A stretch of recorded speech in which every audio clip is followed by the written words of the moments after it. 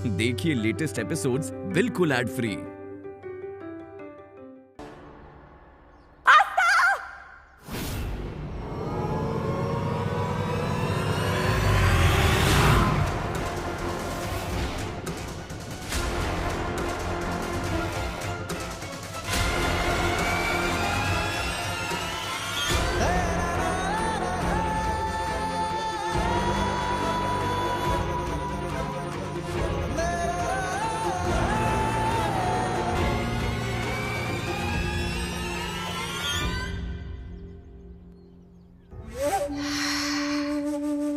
मिलान सफल हो गया।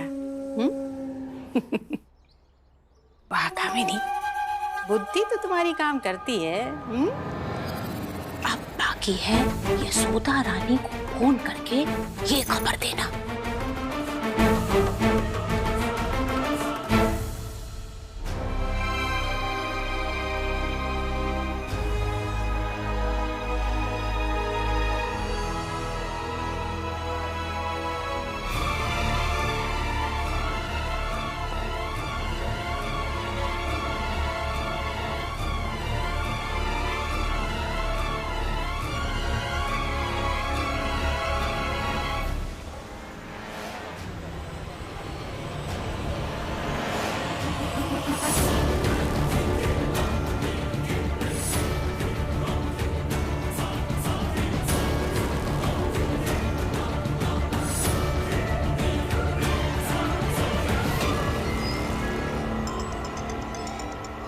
हाँ जीजी। यशोदा रानी, यशोदा रानी, आस्था, आस्था, आस्था, क्या हुआ आस्था को? आस्था सीढ़ियों से नीचे गिर गई।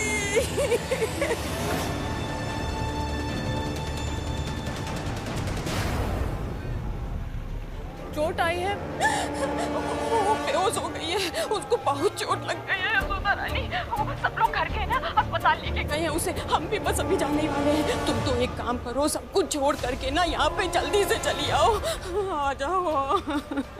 जी क्या मतलब, कितनी चोट आई है, कैसी है? अरे उसको बहुत चोट लगी है, अरे अभी तक बेहोश है बेचारी। अब तो डॉक्टर ही बताएंगे कि क्या करना है। तुम तो जल्दी से चली आओ बस। आस्था, क्या अम्मा अरविंद भैया किसी को कॉल करके दे? नहीं मैडम जी, अभी मत करिए, वो लोग रास्ते में होंगे, हॉस्पिटल पहुंचने दीजिए, फिर वो खुद ब खुद कॉल करेंगे। यशोदा गुप्ता बात कर रही हूँ। आपने अखबार में इश्तिहार दिया था ना? जी मैंने दिया था इश्तिहार। वो आदमी मेरे सामने से जा रहा है मुंह छुपाए हुए। आप रोके उन्हें, अभी रोके। जी फोन कट मत करना, मैं वहीं आती हूँ। आप कहाँ हैं? जी, हरी की पौड़ी पर। हाँ ठीक है, चलो।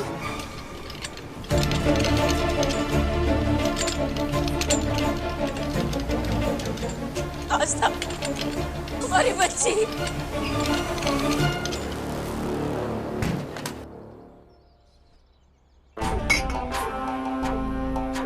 आस्था की चोट तो ठीक हो जाएगी।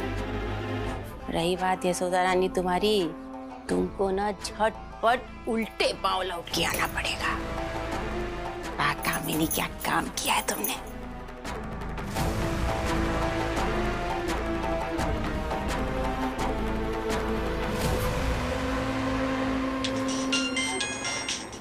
हाँ कम्मो, हमने ना आस्था को अस्पताल पहुंचा दिया है। अब तो बस यशोदा रानी का आना बाकी रह गया है। बहुत सही, बहुत बड़ा काम किया है तुमने। एक काम करो, तुम भी ना अब जल्दी से अस्पताल पहुंच जाओ, हम भी पहुंचते हैं। अरे यार, हम अस्पताल नहीं आ पाएंगे, काहे से एक बहुत अर्जेंट काम से ना हम मीरपुर के लिए निकल गए हैं। अब अकेले तुम्हें मोर्चा संभालना पड़ेगा। अच्छा चलो ठीक है, हम ही संभाल लेते हैं। और तुम एक काम करना, घर वालों को फोन करके आस्था का हालचाल लेते रहना। हाँ। चलो।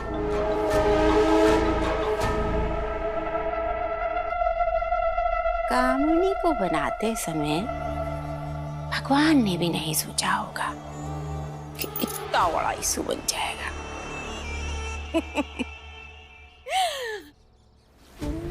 चलिए उधर इंतजार करते हैं।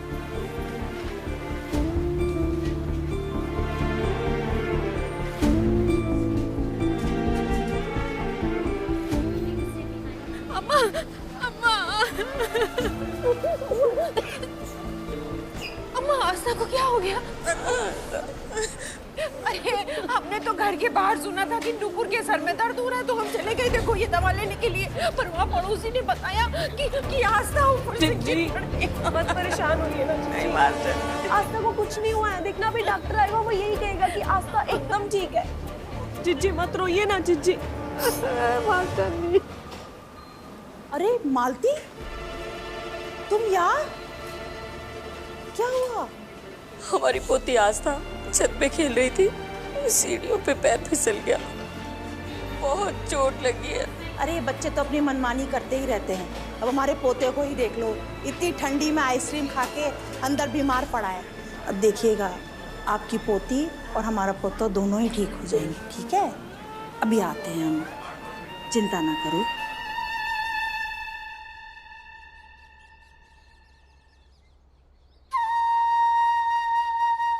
बाबा मंडल बाबा कहाँ हैं? उन्होंने मुझसे कहा था गंगा आरती के बाद वो मुझे यहाँ दीक्षा देंगे। मेरा आज ही दीक्षा लेना बहुत जरूरी है। देखिए पूरा शहर मुझे ढूंढ रहा है और इस हाल में मैं किसी के सामने नहीं जा सकता। एक बार मेरी दीक्षा हो जाएगी, मैं सन्यासी बन जाऊंगा, फिर मैं सबका सामना कर सकूंगा, वरना मैं भाग भाग के मर जाऊंगा। मुझे आज ही दीक्षा चाहिए ही चाहिए। बताइए ना कहाँ है मंडल बाबा? बाबा तो चले गए। चले गए? कहाँ चले गए? उन्होंने कहा था कि वो यहीं मिलेंगे मुझे। तो इसमें भी कोई राज होगा। राज?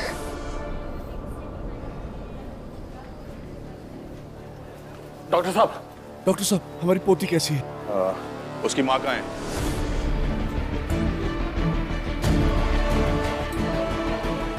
डॉक्टर साहब वो तो शहर से बाहर है।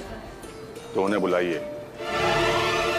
डॉक्टर साहब कोई बड़ी प्रॉब्लम तो नहीं है ना? ज्यादा गंभीर चोट नहीं है, लेकिन उसे शौक लगा है। होश आते ही मामा पुकारने लगती है और इधर उधर देखने लगती है। जितना जल्दी हो सके उसकी माँ को बुला लीजिए, वरना प्रॉब्लम बढ़ सकती है। जल्दी कीजिए। अरे अम्मा परेशान ना हो, बैठ जाओ। नुपुर चलो आराम से बैठो।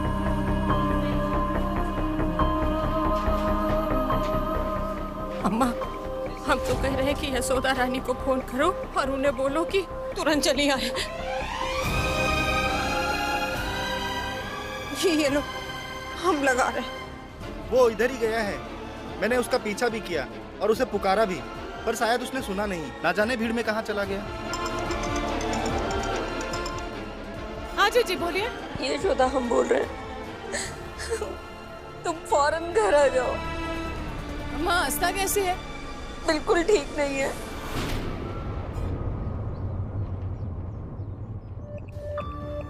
तुम सब कुछ छोड़ो और तुरंत घर आ जाओ।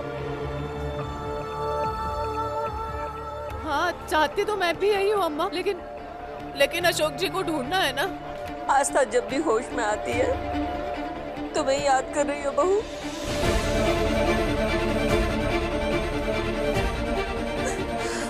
डॉक्टर साहब कह रहे थे ऐसी हालत में तुम्हारा यहाँ रहना बहुत जरूरी है, वरना कुछ भी हो सकता है। हेलो हेलो यशोदा रानी, देखो हम कह रहे हैं तुमसे ना कि तुम यहाँ पे तुरंत उल्टे पांव वापस चली आओ। यहाँ पर समझ में नहीं आ रहा है कि आस्था कैसे ठीक होगी। अभी आस्था को ना तुम्हारी बहुत ज्यादा जरूरत है।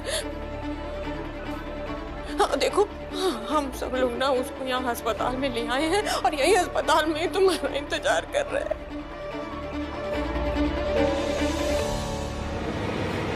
और देखो रही बात भाई की ना, तो हम लोग तो उसको बाद में भी जाके भी ढूंढ सकते हैं ना। अभी काहे इतना परेशान हो रही हो? अगर यहाँ पर आस्था को कुछ हो गया ना तो मैं जिंदगी भर के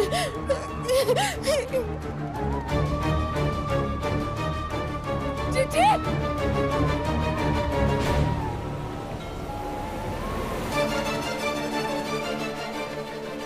जब तो मुझे भी लग रहा है कि बड़ी बेबी को सबसे ज्यादा आप ही की जरूरत है। हमें घर वापस जानती हूँ मेरा वहां जाना जरूरी है।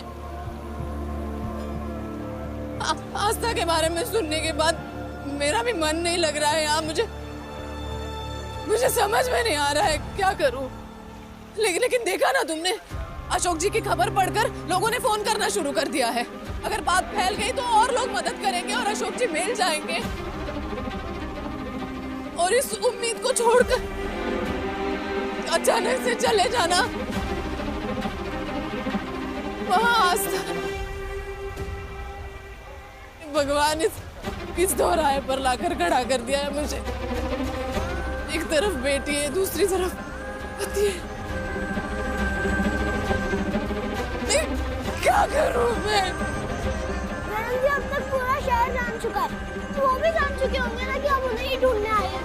अब तक तो वो आपसे मिल भी चुके हैं, इतना करीब आ चुके हैं, और उन्होंने आपसे जरा सी भी बात नहीं की, सिर्फ और सिर्फ फोटो चुराकर भाग गए। सच तो ये है कि वो हमें मिलना ही नहीं चाहते, और वो अगर मिल भी गए तो हम उन्हें वापस ले जाने के लिए मना नहीं पाएंगे। मैडम जी उन्हें पता तो है कि हम उन्हें ही ढूंढने आए हैं। अगर उन्हें आना होगा तो वो खुद ब खुद आ जाएंगे।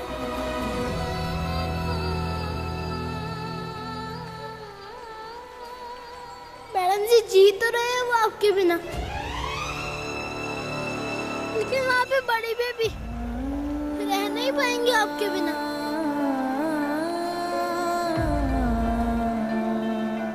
भगवान ना करे कि बड़ी बेबी को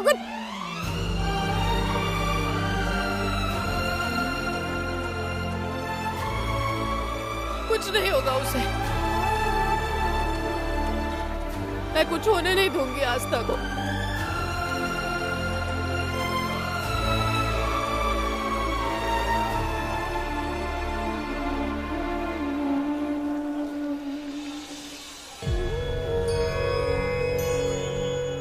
गंगा मैया, मेरे पति को आपके हवाले छोड़कर जा रही हूँ अपनी बेटी के पास। उन्हें जल्द से जल्द घर भेज देना। मेरा मन, आंखें, ये शरीर, आत्मा वहां पे उनका इंतजार करेगी। जय गंगा मैया।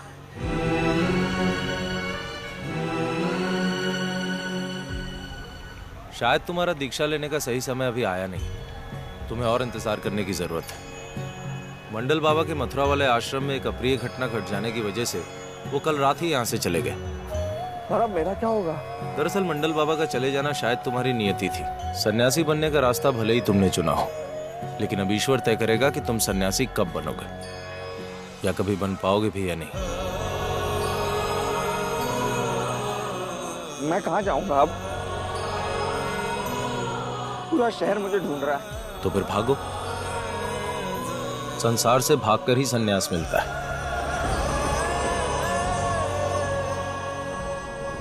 सन्यासी बनने का रास्ता भले ही तुमने चुना, लेकिन अब ईश्वर तय करेगा कि तुम सन्यासी कब बनो। सन्यासी बनने का रास्ता भले ही तुमने चुना, लेकिन अब ईश्वर तय करेगा कि तुम सन्यासी कब बनो। तो फिर भागो। संसार से भागकर ही सन्यास मिलता है।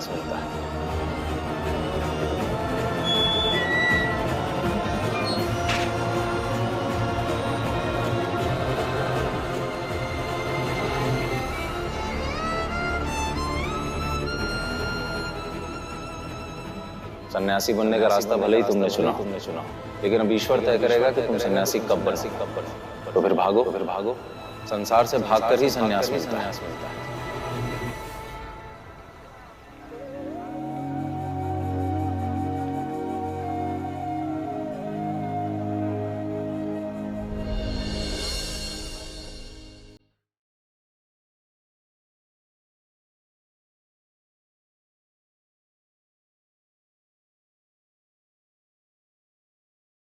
अशोक जी, आई तो थी इस उम्मीद से कि वापस यहाँ से आपको साथ लेकर जाऊंगी, लेकिन अब लौट रही हूँ साथ लाई आपकी तस्वीर भी खोकर, आपकी बस इस एक निशानी के साथ।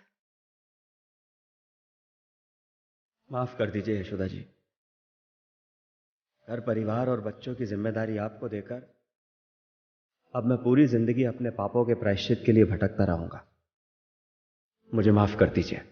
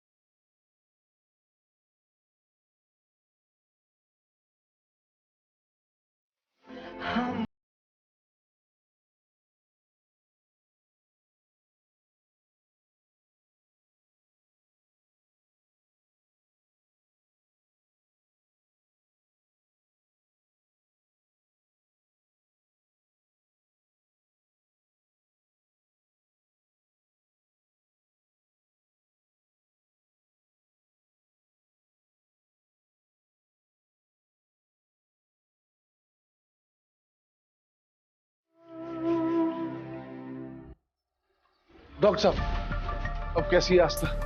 देखिए, अभी भी उसकी तबीयत में कुछ सुधार नहीं आया है। कभी कभी थोड़ी देर के लिए होश आता है, फिर बेहोश हो जाती है। क्या मिल सकते हैं उसे? तबीयत थोड़ी स्टेबल हो जाने दीजिए, तब आप मिल सकते हैं। वैसे आप लोगों ने बच्ची की माँ को बुलाया है नहीं? देखिए, इस समय उनका यहाँ होना बहुत जरूरी है। जी डॉक्टर साहब, बात तो हुई है, बस आती होगी। इतनी देर नहीं लगनी चाहिए थी, जल्द से जल्द बुलाइए।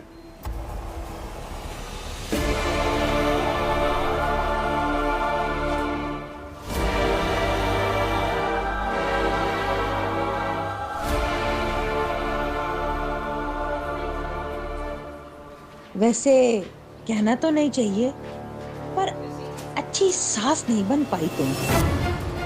उसी का नतीजा है ये सब। पहले तो बेटे को भगा दिया, फिर खुद उसके पीछे पीछे भाग रही है, और अब पोती इस हालत में पड़ी हुई है। अगर ताने दे रही हो तो फिर कभी आना, अभी वैसे ही हम सब बहुत परेशान हैं। जब बहू की तारीफ करते नहीं थकती थी, तो अब ताने भी सुन ही लो।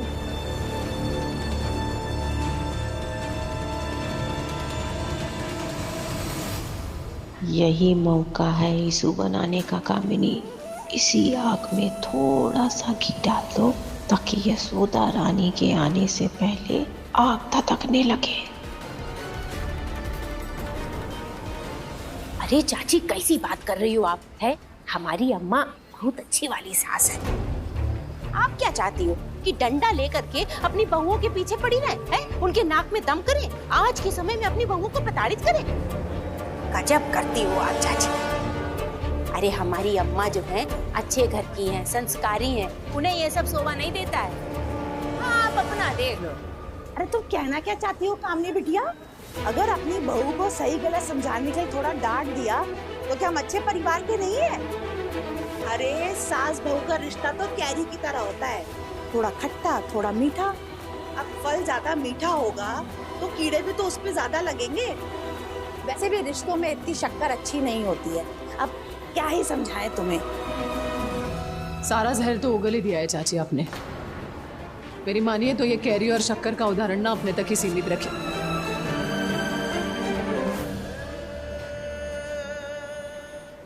देखा तुमने हम तुम्हें यही समझाने की कोशिश कर रहे थे। तुम्हारी बहू तुम्हारे सामने हमें इतना सुना गई और तुम कुछ नहीं बोल पाई।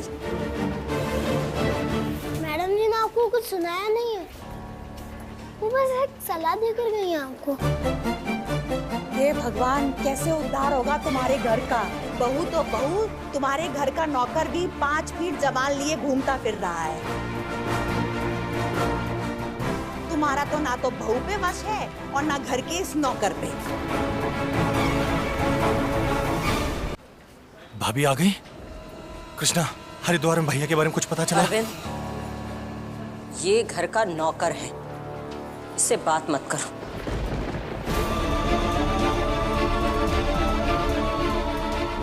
और तू जाके वहां दूर खड़ा हो जा।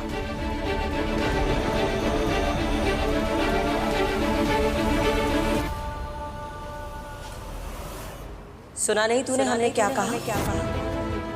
यहाँ सब परिवार वाले खड़े हैं और तू हमारे परिवार का हिस्सा नहीं है। तू हमारे परिवार का हिस्सा नहीं है, हमारे परिवार का हिस्सा नहीं है। अशोक जी तुम्हारे पिता है। अशोक जी तुम्हारे पिता है। तू हमारे परिवार का हिस्सा नहीं है। अशोक जी तुम्हारे पिता है। अशोक जी तुम्हारे पिता है। अशोक जी तुम्हारे पिता है।